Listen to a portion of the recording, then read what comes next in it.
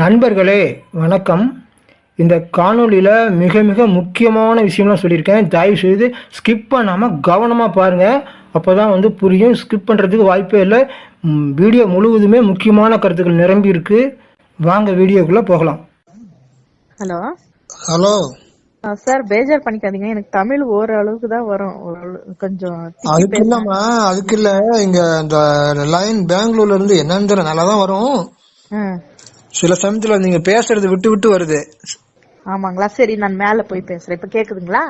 இப்ப கேக்குது. சரி சரி. இப்போ எனக்கு ஒரு 4 வருஷமா சிவராத்திரிக்கு கொஞ்சம் ஒரு பொழுது சாப்பிடாம கொஞ்சம் பக்தி பண்ணி பண்ணி பண்ணி இப்போ ஒரு ஞான முறையில வந்திருக்கிறேன். இப்போ எனக்கு இன்னும் கொஞ்சம் ரொம்ப தெளிவா இருக்கிறேன் உங்க வீடியோ எல்லாம் பார்த்து. சரிம்மா, நம்ம வீடியோ எத்தனை நாளா பாக்குறீங்க? இப்போ ஒரு வாரமா தான் பாத்துருக்கேன். ஆனா சூப்பரா இருக்கு, ரொம்ப நல்லா இருக்கு. அதான் ஒண்ணு செய்யுங்க. இங்க பாருங்க, நீங்க மத்த எதையுமே வணங்க வேண்டாம், எதையும் நினைக்க வேண்டாம், சரியா? அப்படி சொல்லாதீங்க சார். வாராகி அம்மா என் வாழ்க்கையில வந்த பிறகு டக்கு டக்கு டக்கு எல்லாம் சொல்லணுமா? நான் ரைட் இருக்கட்டும், அதெல்லாம் செய்யுங்க, வேணாம்னு சொல்லல. ஆனா நான் எதுக்கு நீங்க சொல்றத கேட்டேன். அதாவது எதுக்கு சொல்றேன்னா, நீங்க ஃபாஸ்டா இன்னும் ஃபாஸ்டா போகணும் அப்படின்னு சொன்னா என்ன, இப்ப ஃபாஸ்டா தான் இருக்கிறீங்க, நல்லா தான் இருக்கிறீங்க. ஆனா இன்னும் ஃபாஸ்டா போகணும்னு உங்களுக்கு ஒரு ஆசை இருந்ததுன்னா கண்டிப்பா சொல்ல போனா அவதான் என்ன, அவகிட்ட நான் பேசுறேன்னா அவ என்கிட்ட பேசல. ஆனா கேக்குறாளா என்னவோ தெரியல. ஆனா நான் பேசுவேன். அம்மா பாருமா அப்படின்னு சொல்லி அழுதாலும் அந்த தட்சணம் வேலை மேல எனக்கு ரொம்ப டார்ச்சலா இருந்துச்சு. நான் நல்லதுதான் பண்ணேன். என்னையே அசிங்கப்படுத்தி விட்டு நான் அப்படி ஓ நம்ம பாருமா அப்படின்ட்டு அழுது ஒரே ஒரு கண்ணீர் தான், அவ்வளவுதான் சார். அதுக்கப்புறம் ஏதோ சைடு பிரச்சனை கண்ணீர் விட்டேன். டக்கு டக்குன்னு கனவுலே ஸ்தம்பனம், ஸ்தம்பனத்துக்கு அதிதேவதைன்னு அவங்க அந்த அம்மா அவ்வளவு வட்டம் அவளை விடல. அவ அம்மா எனக்கு, சிவன் எனக்கு அப்பா, அப்படி நான் எடுத்துக்கிறேனே. சரிம்மா, நீங்க எப்படி வேணாலும் இப்போதைக்கு வச்சுக்கீங்க, நான் வேணாம்னு சொல்லல. அதாவது இப்ப நான் சொல்றது 100க்கு 100 பாயிண்ட் எல்லாமே. அப்படிங்கும் போது அது கட் ஆகும், புரியுங்களா? அதாவது என்ன நீங்க புரிஞ்சுக்கணும்னா, நீங்க வாராகி அம்மனை ரொம்ப நேசிக்கிறீங்க, இஷ்ட தெய்வமா வச்சுக்கிட்டீங்க, ரொம்ப பிடிச்சிருக்குன்னு அதை வணங்கிட்டு அதை நினைச்சிட்டு இருக்கீங்க, அதுவே ரொம்ப நேசிக்கிறீங்க. அப்படிங்கும் போது அந்த சிவன் தான் இருக்கிறது ஒரே ஒரு பவர் தான். அது என்ன ஆகுதுன்னா, வாராகி மூலமா உங்களுக்கு அவரு தான் ஆசீர்வாதம் காட்சி கொடுக்கறாரு. ஆனா இந்த வாராகி அம்மா கும்பிடாத முன்னையே சுமார் 4-5 வருஷமா நான் சிவனை ரொம்ப வணங்குவேன். சின்ன வயசுல இருந்து அதனால தெரியல, திங்கட்கிழமை நான்வெஜ் எல்லாம் சாப்பிட மாட்டேன். சும்மாவே ஓம் நம சிவாயான்னு சொல்லிட்டே இருப்பேன். அதாவது சிவன் எங்க அப்பா பிராக்டிஸ் பண்ணதுனால எனக்கு கொஞ்சம் அந்த பிராக்டிஸ் இருக்கு. எங்க குலதெய்வமே முனேஸ்வரன் தான். அதெல்லாம் எல்லாம் இருக்கட்டும்மா. இப்ப நீங்க நான் கேட்க வேண்டிய கேள்வி என்னன்னா, நீங்க எதுக்காக இதெல்லாம் பண்றீங்க? அதாவது எனக்கு மனசுல ஒரு நமக்கு உங்களுக்கு நீங்க தூய்மை அடையணும், நல்லா சுகமா இருக்கணும், இந்த வினாடியில நான் சுகமா சந்தோஷமா இருக்கணும், திருப்தியா இருக்கணும், ஒரு 100க்கு 100 நிம்மதியா இருக்கணும், ஒரு பவர்ஃபுல்லா இருக்கணும். அது மாதிரி ஒரு கடல் மாதிரி பெருசா பெரிய ஒரு சந்தோஷம், பெரிய ஒரு நிம்மதி, பெரிய ஒரு சுகம், அந்த மாதிரி எனக்கு வாழ்க்கையில நிம்மதியே இல்ல சார். இது அம்மா வீட்லயே ரொம்ப கஷ்டப்பட்டாங்க. மாமாரி வீட்டுல சொத்துதான், சுகம்தான், நிம்மதி இல்ல. இந்த கஷ்டத்தை அனுபவிச்சு எனக்கு கடவுளுக்கிட்ட பூஜை பண்றது, பக்தி பண்றது எனக்கு ரொம்ப இஷ்டம். அதுதான் எனக்கு பிடிக்குமே. எனக்கு இந்த கறி குழம்போ ஒரு புருஷனோ என்ன வெளியே கூட்டின்னு போறதோ, பணத்தை வேஸ்ட் பண்றது, அதெல்லாம் எனக்கு இன்ட்ரெஸ்டே இல்லை சார். இந்த ஆன்மீக வழி எனக்கு பிடிக்கும், அவ்வளவுதான். அவரை கும்பிட்டு அந்த சாமி நம்ம கிட்ட பேசுறது எவ்வளவு ஒரு புண்ணியம், எவ்வளவு இது நம்ம லைஃப் முக்தி கிடைக்காதா, நமக்கு போதும் இந்த ஜென்மம் அப்படின்ற மாதிரி எனக்கு. அதாமா நான் சொல்றத நீங்க புரிஞ்சுக்கங்க. அதாவது ஒரு பெரிய அளவுல 100க்கு 100 எனக்கு நிம்மதி வேணும், 100க்கு 100 சுகம் வேணும், 100க்கு 100 பவர் வேணும், 100க்கு 100 திருப்தியா இருக்கணும். அந்த மாதிரி இருந்தாதான் நான் சொல்றது உங்களுக்கு புரியும். எப்படி விடணும்னா, இப்ப நீ கும்பிடாது விடணும்னா எப்படி அந்த அம்மா எப்படி கும்பிடாது விடணும் புரியல. அதாவது இப்ப வாராகி அம்மன் மூலமா சிவன் தான் அந்த சிவன் தான் நமக்கு எல்லாமே அற்புதம் செய்யறாரு, எல்லா பவரும் குடுக்கறாருன்னு நினைங்க. கேளுங்க. அதாவது வாராகி அம்மன்ங்கிறது ஒரு மிக்சி மாதிரி, ஒரு கிரைண்டர் மாதிரி, ஒரு கருவிதான்.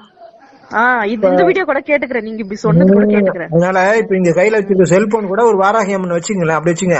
ஆனா அதுல இருக்கக்கூடிய சார்ஜ், கரண்ட் இருக்கு இல்லையா, கரண்ட் மின்னோட்டம், அதுதான் சிவன். அந்த மின்னோட்டம் இல்லைன்னா அந்த செல்போன் உங்களுக்கு என்ன பண்ண முடியும், சும்மா தான் இருக்கும். அப்ப நீ வாராகி அம்மன்ங்கிறது உருவம் ஒரு கருவி மாதிரிதான் அது. ஓகே. அது பேனா இருக்கலாம், மிக்சியா இருக்கலாம், கிரைண்டர் இருக்கலாம், மோட்டர் ஏதோ ஒண்ணு வச்சுங்க.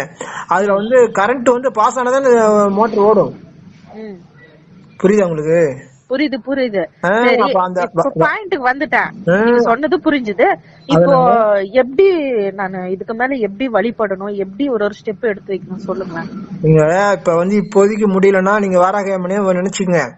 புரியுதா? இப்ப நம்ம வீட்டுல மிக்சி இருக்கு, கரண்ட் வருது, கரண்ட் சப்ளை நின்று போச்சுன்னா மிக்சி ஓடாது. கரண்ட் வந்தோம்னா மிக்சி ஓடுது. அப்ப வந்து நம்ம அந்த கரண்ட் தான் சிவன் புரிஞ்சுங்க.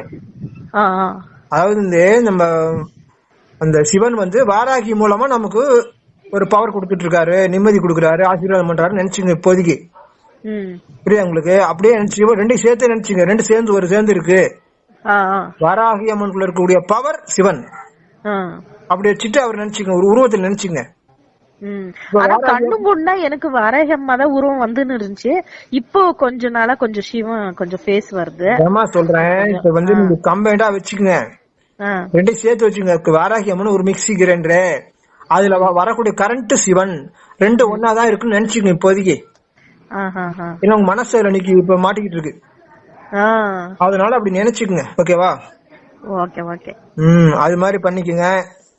இப்போ நம்ம சாமிக்கு உபவாசம் இருக்கணும், சாமிக்கு அப்படின்னா எப்படி, எந்த தெய்வத்துக்கு இருக்கணும் எப்படி? ஆனா நான் வாராகி அம்மாக்கு ஒரு தாட்டி சொல்ல வந்தேன், சொல்லலாம்னு நினைச்சேன், நீங்க அதை கேட்டுட்டீங்க. அதாவது கேளுங்க, இப்ப வந்து சிவனும் வாராகியும் இப்ப கமெண்ட் பண்ணியாச்சு, ஒன்னாக்கியாச்சு. ஆமா. இதுக்கு மேல வேற எந்த தெய்வத்தையும் வணங்காதீங்க. புரியுதா? வீட்டுல பாபா வச்சிருக்கிறேன், விக்கிரகம் குட்டியா, முருகர் குட்டியா வச்சிருக்கிறேன். அதான்ப்பா, எல்லாமே அதுல அடங்கிருச்சு. ஒரே வாராகினா எல்லாமே அதுல அடங்கி போச்சு. ஓகே. சிவன் இருக்காரு, வாராகி இருக்காப்போ, இதுக்குள்ளே எல்லாமே அடங்கி போச்சு. எல்லா குருநாதர், சர்க்குரு, இன்னும் என்னென்ன இருக்குது, என்னென்ன தெய்வங்கள் இருக்கு, எல்லாமே இதுல அடங்கி போச்சு. எல்லாத்துக்குமே எல்லா தெய்வங்களும் குட்டி குட்டி தெய்வங்களுக்கு பூரா பவர் கொடுக்கறது சிவன் தான்.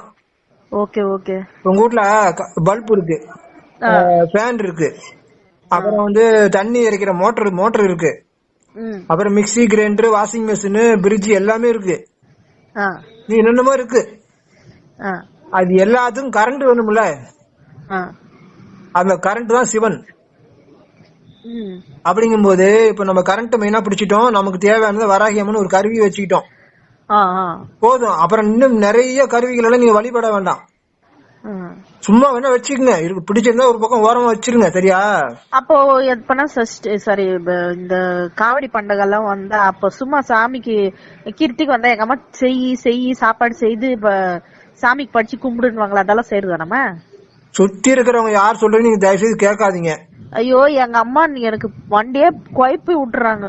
சும்மா பூஜை பண்ணா போதுமானா இது பண்ணு அது பண்ணு, எனக்கு அப்படியே அவங்க வேணா கோயிலுக்கு போட்டும், அவங்க வேணா வணங்கி செய்யட்டும், நீங்க எல்லாம் ஒண்ணும் செய்ய வேணாம், அதுல போய் நினைக்க வேண்டாம். அவங்கள விட்டுருங்க, அவங்களுக்கு பிடிச்சிருந்தா அவங்க பூஜை பண்ணி வணங்கிட்டு போறாங்க, அவங்க சௌகரியம். அடுத்தவங்கள யாரையும் போய் சரி. எங்க வீட்டுக்காரர் ரொம்ப முருகர் பக்தி ஆச்சு, அவரு வந்து காவடி பண்டுக்கு வா கோயிலுக்கு போனா, கோயிலுக்கு போவாம எப்படி இருக்கிறது? வெளியில போங்க, அவர் கூட துணைக்கு போங்க, மத்தபடி தப்பு இல்ல, அவங்க கூட போங்க. ஆனா நீங்க வந்து ஒரே மாதிரி வாராகி மட்டும் நினைச்சுங்க, அவ்வளவுதான் போதும். ஆனா இப்ப கொஞ்ச நாளா எந்த கோயிலுக்கு போய் கண்ணுக்கு மூடினாலும் அந்த வாராகி அம்மா தான் என் கண்ணு முன்னாடியே வர. அதாம்மா, நீங்க உங்களுக்கு பிடிச்சிருந்தா அதை மட்டும் வச்சுக்கணும், எல்லாத்தையும் போய் வணங்காதீங்க. சரி. ஒரு உருவத்தை வச்சுக்கோங்க, ஒரு தெய்வம் இஷ்ட தெய்வம் ஒரு தெய்வம் வச்சுக்கோங்க போதும்.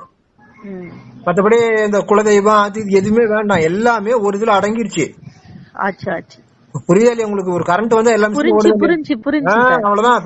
வாராகி நீங்க என்கிட்ட இவ்வளவு சொல்றீங்க, கேட்ட கொஸ்டினுக்கு மட்டும் சொல்லுங்க. பாவம் வீடியோல எவ்வளவு நேரம் பேசுறீங்க, எனக்கே ஐயோன்னு ஆயிடும். எங்க பெரிய பையன் கறி பைத்தியம் புடிச்சிட்டு இருக்குது, அவனால கண்ட்ரோல் பண்ணவே முடியல, அப்படி சாப்பிடுறான். அப்படி மோஷன் பண்ணா பிளட்டே வருது. இப்ப கொஞ்ச நாளா அடங்கிருந்துச்சு, இப்ப திருப்பியும் இந்த லீவ்ல கிறிஸ்துமஸ் லீவ் விட்டாங்களா என்னவோ, போய் அம்மா வீட்டுல போய் சாப்பிட்டுட்டு அப்படியே இருக்குது. நல்லா படிக்கிறான் சார், எழுத்தெல்லாம் கூட்டி அவ்வளவு நல்லா படிக்கிறான் சார், அவ்வளவு திறமை இருக்குது சார். அவன் ஒரு மீனிங் சொல்றது, ஹிந்தி படிச்சு அர்த்தம் சொல்றான். அவங்களுக்கு எல்லாம் ஒரு தடவை சொல்லுங்க, அறிவுரை சொல்லுங்க. படிக்கவே மாட்டேன்றான் சார். எனக்கு கறி கறி வந்து கறி டெய்லி சாப்பிடாப்பா, அடிக்கடி கறி சாப்பிட்டா உடம்பு நல்லது இல்ல. ஏன் அதுவும் கடவுள் அவனுக்கு சோதிக்கிறான், பிளட் போற மாதிரி ஆகுது, எல்லாம் சோதிக்கிறான். அப்ப கூட அவனுக்கு புரிய மாட்டேங்குது. அம்மா நீ செய்தனா கூட எனக்கு கொஞ்சமா போடுமா அப்படின்றான். இப்ப நான் நாளைக்கு வேலைக்கு போனேன்னா இவன் எவ்வளவு சாப்பிடுவானா என்ன பண்ணுவானா தெரியல. எனக்கு இப்ப மெயின் என்ன பிரச்சனைன்னா அவனாவே ஏஞ்சி படிக்க மாட்டேன்றான் சார். 5 மணிக்கு உக்காந்தால நல்லா தூக்கம் வருதுன்றான். தூக்கம் எவ்வளவு தூங்கினாலும் அவனுக்கு தூக்கமே என்ன சார் பண்றது? அதெல்லாம் சின்ன பிள்ளைங்க நம்ம என்ன பண்ணணும், நம்ம வந்து சின்ன பிள்ளை இல்ல சார், அவன் 9th படிக்கிறான் சார். அதான் அது வந்து அவங்களும் தியானம் பண்ணணும், அவங்களும் வந்து இதெல்லாம் கரெக்டா சாப்பாடு எல்லாம் ஒழுங்கா இருக்கணும். அவங்களுக்கு வந்து அந்த கடவுளுடைய தியானத்தை எல்லாம் சொல்லிக் கொடுக்கணும் எப்படின்ட்டு. நம்ம வந்து நம்ம தியானம் பண்ணி அவனுக்கு வந்து ஒரு பவர் கொடுக்கணும். அதாவது இந்த அஸ்வினி முத்திரையெல்லாம் இருக்குல்ல, அஸ்வினி முத்திரையெல்லாம் நம்ம செஞ்சு தியானம் பண்ணி அவங்களுக்கு ஒரு பிரேயர் பண்ணணும். அவங்க வந்து மாறணும்னு சொல்லிட்டு ஒரு டெய்லி 2 தடவை பவர் கொடுத்துட்டே இருக்கணும். தியானம் பண்றது சார். எல்லாம் தியானம் எல்லாம் பண்ண பிறகு அப்பா இந்த மாதிரிப்பா என் பசங்களுக்கு அவங்கள ஃபர்ஸ்ட் வந்து சொல்ற கேளுங்க. ஃபர்ஸ்ட் வந்து அவங்க போக்குவரத்து எல்லாம் பாதுகாத்துங்கன்னு சொல்லணும். பண்ணுங்க கேட்டீங்க. அதே மாதிரி அவங்களுக்கு ஒரு தெளிந்த புத்தியை கொடுங்க, தெளிந்த ஞானத்தை கொடுங்க, தெளிந்த அறிவை கொடுங்க. அவங்கள வந்து பரிபூர்ணமா மன்னிச்சிருங்க, பரிபூர்ணமா ஆசீர்வாதம் பண்ணுங்க. அவங்களோட உச்சந்தலை முதல் உள்ளாங்கல் வரைக்கும் புதுசா மாத்தி அதுல ஒரு சுகத்தை கொடுங்க, நல்ல பலத்தை கொடுங்க, ஒரு நீண்ட ஆயுள் கொடுங்க அப்படின்னு சொல்லிட்டு இது மாதிரிலாம் நீங்க சொல்லி அவங்க கூடவே துணையா இருந்து வழி நடத்துங்க. நல்ல பாதையில நல்ல வழியில நடத்துங்க. அவங்க போக்குவரத்து எல்லாம் பாதுகாத்துங்க அப்படின்னு சொல்லிட்டு பிரேயர் பண்ணுங்க. இது மாதிரி பிரேயர் பண்ணும் போது ஒரு மாற்றம் வரும். இன்னும் ஏதாவது வேற ஏதாவது சொல்லணும்னா கூட நல்லா படிப்பு வரணும். நல்லா வந்து நீங்க ஒரு வீடியோல சொல்றீங்க, முதல்ல உங்க குருநாதர் சொன்னாரு, எங்க குருநாதர் அவ்வளவா ஒண்ணும் சொல்ல, ஆனா சாமி கிட்ட எதுவும் கேட்காத அப்படின்னு சொன்னாங்கன்னு சொல்றீங்க. இப்ப நீங்க இது கேளுன்னு சொல்றீங்களே, இது எது சார் எடுத்துக்கிறது? அப்புறம் நீங்க தான் இப்படி சொல்றீங்களா? அப்ப நான் என்ன சொல்றது? திருப்தியாருன்னு தான் சொல்றேன். நான் திருப்தியாருன்னு சொல்றேன். நீங்க வந்து இப்ப இந்த குறையெல்லாம் சொல்லும் போது அந்த குறைக்கு சாமி நான் சும்மா உங்ககிட்ட கேட்டேன். நீங்க எதுனா சொன்னீங்கன்னா மருந்து எதுனா குடுப்பீங்களான்னுட்டு. அதாவது மருந்துன்னா அதான் ஆயுர்வேதிக் இத பண்ண முடியாது, மருந்து தான் கொடுக்கணும். மருந்து இந்த வேலை செய்ய முடியாதுல்ல. இந்த மாதிரி கேட்கும் போது டக்குன்னு சொல்ல முடியுமா? எனக்கு முன்னெல்லாம் தியானம் பண்ணாதுன்னா ஒரு மாதிரி இரிட்டேஷனா இருக்கும், யார பார்த்தாலும் கோவம் வரும், ஒரு வேலை மேல கான்சென்ட்ரேஷன் பண்ண முடியாது. எங்க வீட்டுக்காரர் திட்டுனதே தலையில ஓடும், எங்க அம்மா அது ஓடும், எங்க தம்பி இது ஓடும், எல்லாம் குப்பை தொட்டி மாதிரி இருக்கும். இப்போ இந்த தியானம் பண்ணதால எவ்வளவோ நல்லா இருக்கு சார். இப்ப தியானம் பண்றீங்களா நீங்க, அது எதையுமே அந்த அவமானம் பிரச்சனை திட்டுறாங்க எதையுமே எடுத்துக்காதீங்க. யார் எது சொன்னாலும் சிரிச்சுட்டே போங்க, அவ்வளவுதான். எனக்கு ஒரு கூட வேலை செய்யற பொண்ணுக்குற சார், அவதான் எனக்கு வேலை கொஞ்சம் கொஞ்சமா கத்து கொடுத்தது, நல்லதும் பண்றான்.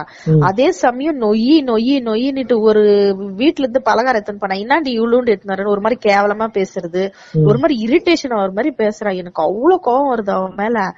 எனக்கு அப்படி அவ்வளவு கோவம் வருது, நான் கண்ட்ரோல் பண்றேன்.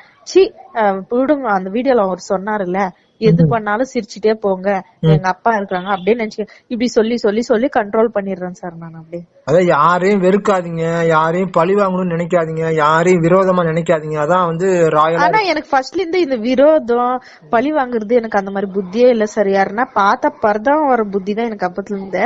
ஆனா பேஜார் படுவேன், ரொம்ப ஹர்ட் ஆகும். அது ஒண்ணுதான் என்கிட்ட, மத்தபடி ஒண்ணு இல்ல. பழி வாங்குற புத்தி இல்ல, வெறுப்பாவது, ரொம்ப பேஜாராயிடும். நம்ம எவ்வளவுதான் பண்ணாலும் புரிஞ்சிக்கவே மாட்டேன்றாங்களே, அப்படி சொல்றது. அதெல்லாம் யாரையும் ஒரு தடவை அறிவுரை சொல்லுங்க அன்பா சொல்லிட்டு விட்டுருங்க. அதுக்கு மேல அவங்களா புரிஞ்சுட்டு போறாங்க, நம்ம ஏன் புரிய வைக்கணும்?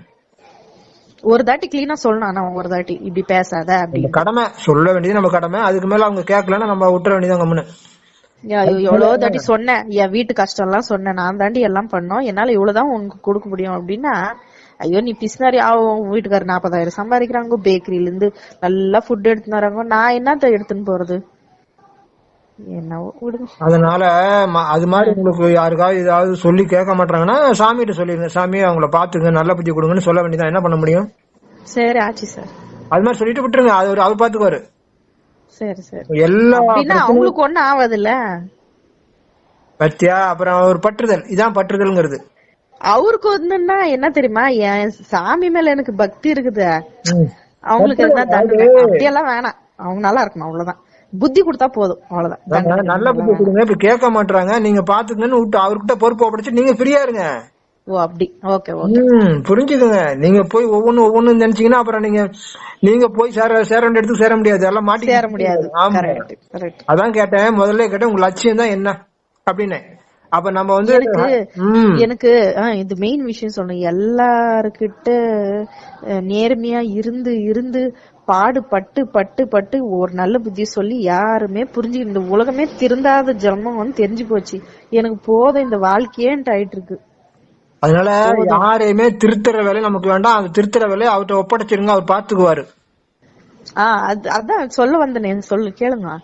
என்னத்துக்கு இந்த ஆன்மீகத்துல இந்த பக்தியில வந்தேன்னா போதும், எனக்கு முக்தி கிடைக்கணும், போதும் இந்த ஜென்மம், மனுஷ ஜென்மம் போதும், சாமி கிட்டே ஒரு அப்படியே இருந்துட்டா போதும், அந்த மாதிரி வேணும் எனக்கு. வேணும் ஒண்ணு வேணும். அந்த லட்சியத்தை நல்லா மனசுல உறுதியா வச்சு நம்ம முக்தி அடையணும், நம்ம உயர்ந்த நிலைக்கு போயிடணுங்கிற அந்த ஒரு லட்சியத்தை மட்டும் வச்சுக்க மனசுக்குள்ள வச்சுக்கிட்டு அப்படியே முயற்சி பண்ணுங்க. கண்டிப்பா இருக்கிற வரைக்கும் பெத்த குழந்தைங்களுக்கு மட்டும் என்னால முடிஞ்ச கடமையை செய்யணும்.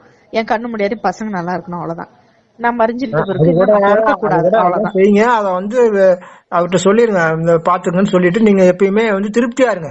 அத அந்த அந்த குறைகளை எல்லாம் தியானம் பண்ணது முடிச்சதுக்கு அப்புறம் அந்த குறைகள் பிரச்சனை எல்லாம் அவர்கிட்ட சொல்லிட்டு எப்பயுமே சந்தோஷமா 100% சந்தோஷமா எப்பயும் சந்தோஷமா தான் இருக்கிற சார். ஏதோ இருக்கிறது கேளுங்கம்மா, நீங்க அந்த மாதிரி பிரச்சனை எல்லாம் மனசுல சுமக்க வேண்டாம், எதையுமே சுமக்க வேண்டாம்.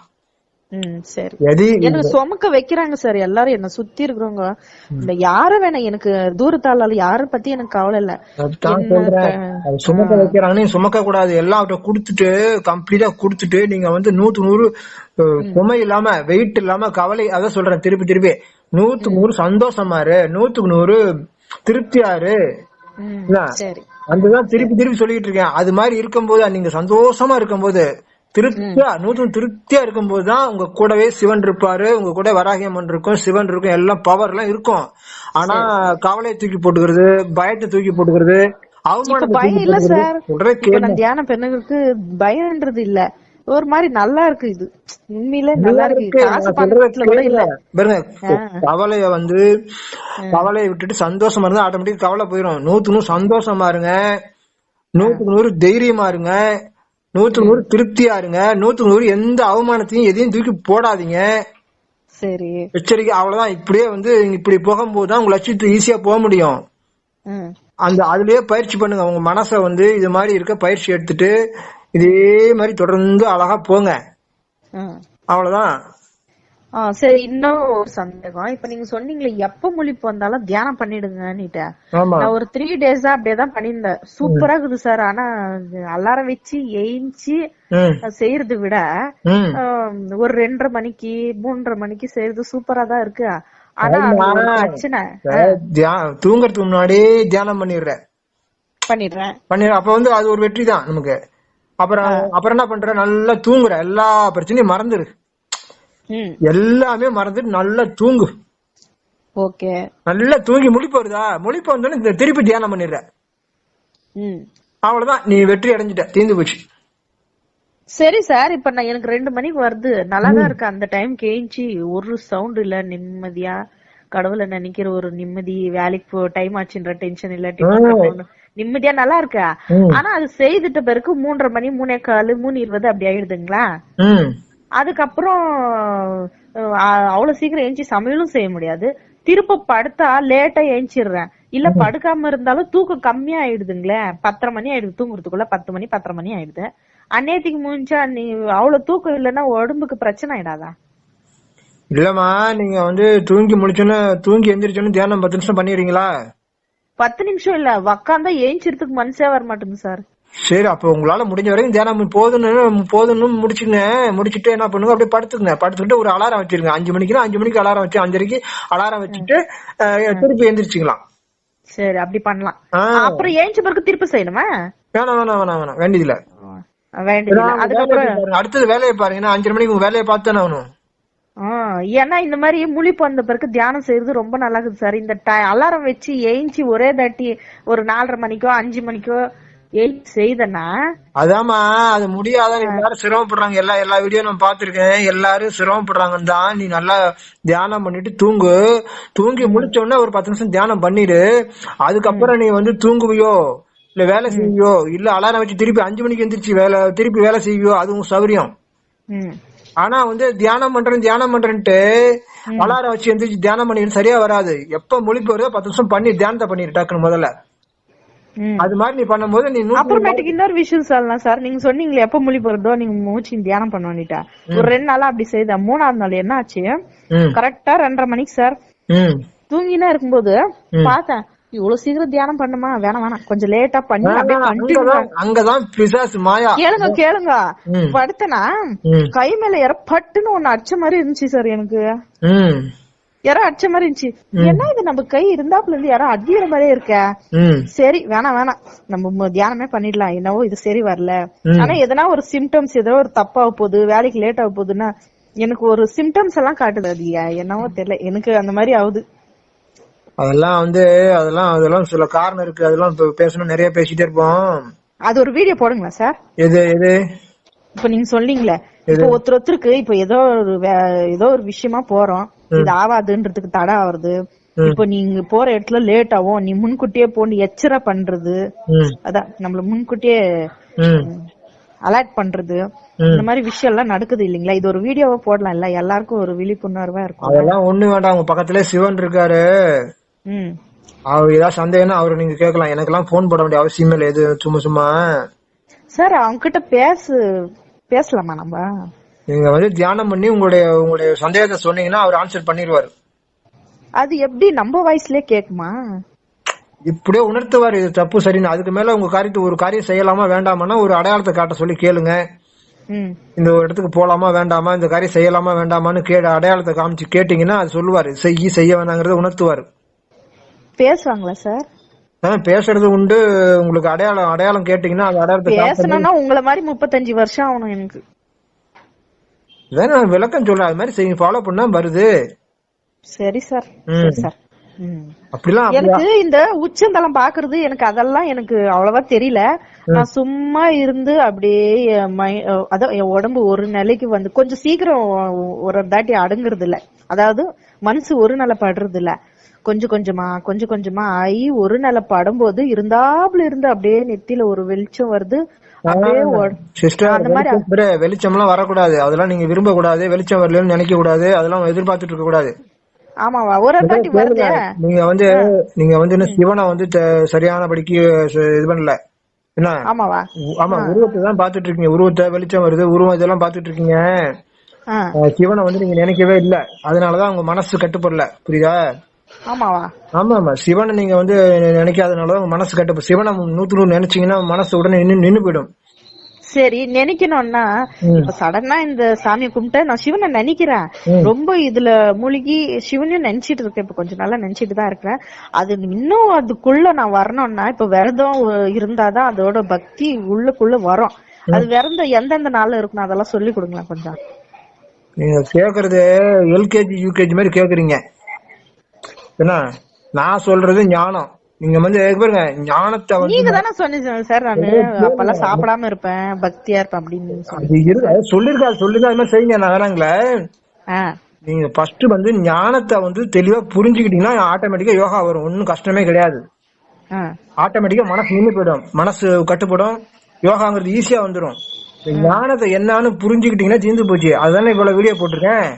அதை விட்டுவிட்டு நீங்க பாட்டுக்கு வேற என்னென்னமோ சொல்றீங்க. விரதம் இருக்கிறதெல்லாம் நம்ம அடுத்த வீடியோ வரும். கண்டிப்பா விரதம் இருக்கிறத பத்தினா வீடியோ வரும், போடணும், கண்டிப்பா வரும். நீங்க நான் உங்களுக்கு சொல்ல வேண்டிய விஷயம் என்னன்னா, ஞானத்தை வந்து 100 ஞானத்தை தெளிவா தெரிஞ்சுக்கிட்டீங்கன்னா ஆட்டோமேட்டிக்கா வந்து மனசு கட்டுப்படும், யோகாங்கிறது ஈஸியா வந்துடும். நீங்க வந்து இந்த ஞானத்தையே நீங்க எடுத்துக்க மாட்டேங்கிறீங்க. ஞானம்னு என்ன சொல்லுங்க பாக்கலாம். நீங்க தான் சிவமே, நீங்க தான் சிவம், அதான் ஞானமே. அந்த ஞானத்தை எடுத்துக்கிட்டா டக்குனு யோகா வந்துட்டு போய் டக்குன்னு எல்லா பிரச்சனையும் ஓடிரும். நீங்க தான் பிரச்சனையெல்லாம் தூக்கி உள்ள போடுறீங்க. என் பையன் இப்படி பண்றான், பெரியப்பா பையன் அப்படி பண்றான், அந்த அவங்க அப்படி பண்றான், இதெல்லாம் தூக்கி போட தானே குழப்பமாகிட்டு இருக்கு. சரி, நான் போட மாட்டேன், ஆனா முயற்சி மட்டும் பண்றேன். கூட இருந்து படிக்க வைக்கிறது என்னால முயற்சி பண்றேன். ஆனா அவன் படிக்கலன்னா நான் டென்ஷன் எடுத்துக்க கூடாது. ஏம்மா நீ படிக்கல, அது ஒரு மனசு கேட்கலன்னா உடனே சாமிகிட்ட, சாமி நல்லா பண்ணுங்க, மாத்துங்க, வந்து இவனுக்கு இப்படி படிப்பு கொடுங்க, இவனுக்கு ப்ரே பண்ண சொல்லிட்டு மறந்துடு, அதையும் மறந்துடு. சொல்லிட்டு இல்ல விட்டுரு, அவ்வளவுதான்.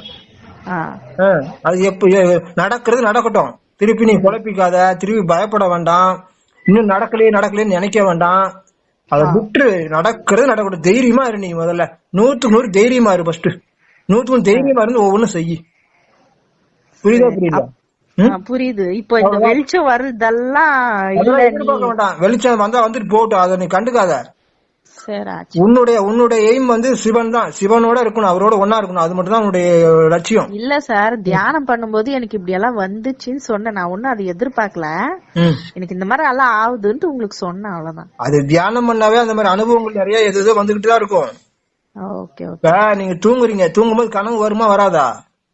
தாராளமா. நல்லா தூங்கணும், நல்ல கனவுலாம் நிறைய வரும். அதே மாதிரி தியானம் பண்ணும் போது இந்த மாதிரி அனுபவங்கள்ல நிறைய வர பாக்கும். சரி. அதெல்லாம் நீங்க எடுத்துக்க வேண்டாம்.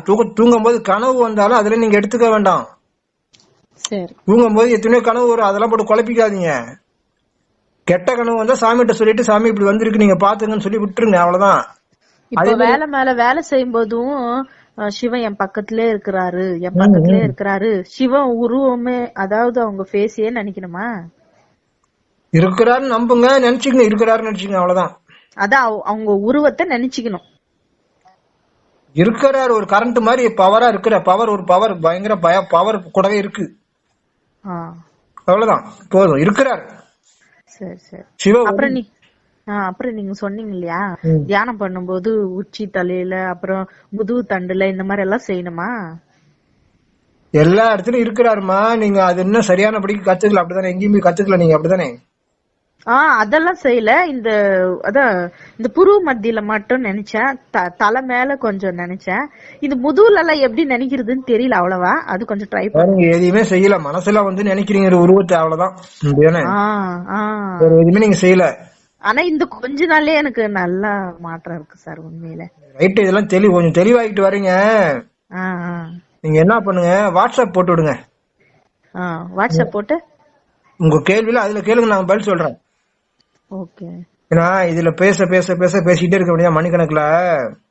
அப்படி வாட்ஸ்அப் போட்டு விடுங்க. வாட்ஸ்அப்ல உங்களுக்கு கேள்வி எல்லாம் எப்ப திடீர்னு தோணுது இல்ல, அதெல்லாம் நீங்க கேளுங்க. அப்பப்பைக்கு உங்களுக்கு டெய்லி ஆன்சர் பண்ணி விடுவோம்ல. எப்படி வாயில சொல்வீங்களா, அப்படியே ரைட்டிங் மாதிரி அனுப்புவீங்களா? பேசிதான் அனுப்புவேன், பேசி வாய்ஸ் தான் வரும். வாய்ஸ் மெசேஜ் அனுப்புறீங்களா? ஓகே. சரி, வாட்ஸ்அப்ல அனுப்பணுமா? சரி, தேங்க்யூ. அன்புள்ள நண்பர்களே, இப்போ நீங்கள் பார்த்துக்கிட்டு இருக்க வீடியோவும் சரி, இதுக்கு முன்னாடி ஒரு 2 வீடியோ வந்திருக்கு, அந்த வீடியோவும் சரி. அப்போ நான் தொண்டை பேச முடியாமல் ரொம்ப அடைச்சிருந்தது, எனக்கு பேசவே முடியல. அந்த மாதிரி ஒரு சூழ்நிலையில் இருந்தேன். அப்படி இருந்தும் ரொம்ப முயற்சி பண்ணி பேசியிருக்கேன். நீங்களே கவனித்து பாருங்கள், நல்லா உங்களுக்கே புரியும். என் குரலை கவனித்து பாருங்கள், எந்த அளவுக்கு சிரமப்பட்டு பேசியிருக்கிறேங்கிறத பாருங்கள். இப்போ பாருங்கள், நான் தெளிவாக பேசுகிறேன் இல்லையா? அப்போ நான் தெளிவாக பேசலை, நல்லா கவனித்து பாருங்கள், உங்களுக்கே புரியும். அதனால் நண்பர்களே, ஒரு 4 வீடியோ பார்த்துட்டு அதுக்கப்புறம் எனக்கு ஃபோன் பண்ணுங்கள். தயவு செய்து உடனே எனக்கு ஃபோன் பண்ணாதீங்க. அப்புறம் அன்புள்ள நண்பர்களே, நம்ம நாமக்கல் ஏரியாவில் மெயினான இடத்துல ஒரு 5 ஏக்கர் நிலம் இருக்குது. அவங்க 5 கோடி சொல்கிறாங்க. அது மாதிரி யாராவது வாங்குறதுக்கு ரியல் எஸ்டேட் நண்பர்கள் யாராவது இருந்தால், அல்லது மாண்புமிகு புரோக்கர் ஐயா யாராவது இருந்தீங்கன்னா உடனே இந்த நம்பருக்கு காண்டாக்ட் பண்ணுங்கள். திரையில் காட்டியிருக்கேன் பாருங்கள், திரையில் காட்டியிருக்க இந்த நம்பருக்கு காண்டாக்ட் பண்ணுங்கள். நன்றி. அன்புள்ள நண்பர்களே, பிரியமான நண்பர்களே, அன்புள்ள நண்பர்களே, இந்த வீடியோவுக்கு ஒரே ஒரு லைக் மட்டும் போட்டுருங்க. மறக்காமல் ஒரே ஒரு லைக் மட்டும் போட்டு விட்டுருங்க. உங்களுடைய அனைத்து நண்பர்களுக்கும் இந்த வீடியோவை ஷேர் பண்ணுங்கள். இதுவரைக்கும் நீங்கள் இந்த நம்மளுடைய சேனலை சப்ஸ்கிரைப் பண்ணலைன்னா, சப்ஸ்கிரைப் பண்ணாமல் இருந்தீங்கன்னா உடனே சப்ஸ்கிரைப் பண்ணி வச்சுக்கோங்க. அப்புறம் நண்பர்களே, உங்களுக்கு ஏதாவது ஒரு குழப்பம் இருக்குது, ஒரு பிரச்சனை இருக்குதுன்னா உடனே எனக்கு ஃபோன் பண்ணுங்கள். நான் மிக ஒரு அருமையான வீடியோவில் விரைவிலே உங்களை சந்திக்கிறேன். அது வரைக்கும் வாழ்க வளமுடன்.